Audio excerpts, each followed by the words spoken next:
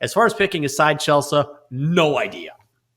Yeah, I think this is a coin flip, and I cannot advise you to take either of these teams. And if you do, good luck to you. I think if I were to pick a side, it would probably be the American League just because it's less juice. And if you think this is basically a coin flip, you take the team with the lower juice. And the American League has been absolutely dominant. They've won 8 straight. I don't think that trend necessarily matters, but the trend I'm following in this one is the under. The under is 12-3 over the last 15 All-Star games. And looking at that total of 8, because this is where I started my research because the total was 8 this morning and last night when I was looking at my notes. 10 of the last 12 games have been final scores of 8 or fewer. And here's one of the good things about betting with BetMGM. Sometimes you can play alternate totals, and I'm trying to see if that is the case for a little bit more juice.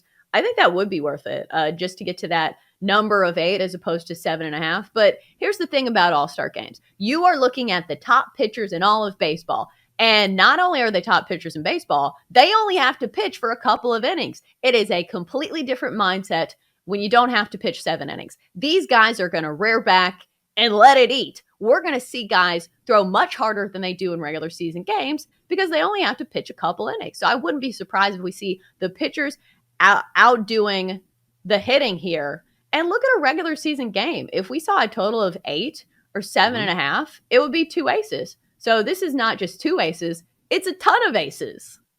No, you're right about that. And these guys will come out firing. I'm a little worried about Kershaw because in the past, if you're looking at any sort of trend, this isn't necessarily his best spot. But again, he is pitching at home stadium. I think that comfort level will help him quite a bit. I'm going to go an under as well, but I'm going to go a first 5 under, which is juiced to -120, and the total is set at 4. So I think we're both going to be on the same side as far as the under, but you're going to bet the full game. I'm going to bet the first 5.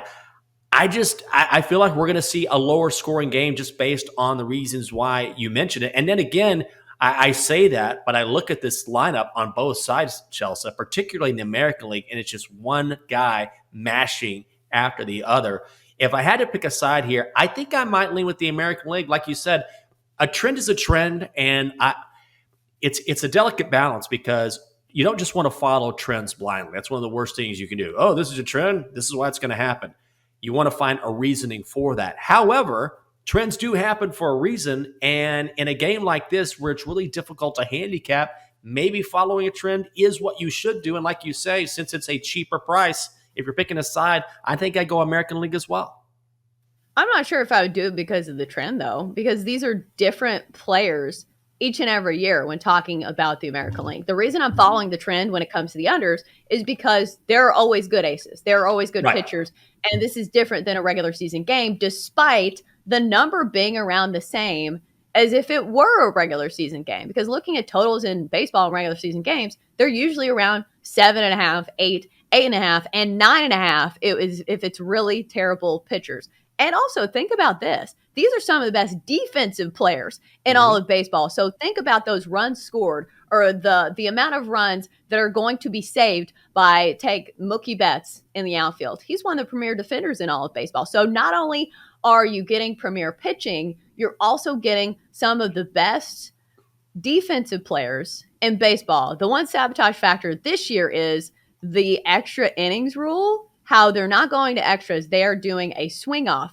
If this game is tied at the end of regulation, they're doing a swing off. So I am assuming that it only counts for 1 run, but that makes me a little nervous when we are doing a format that has never been done before. And I'm not exactly sure how it's going to be scored.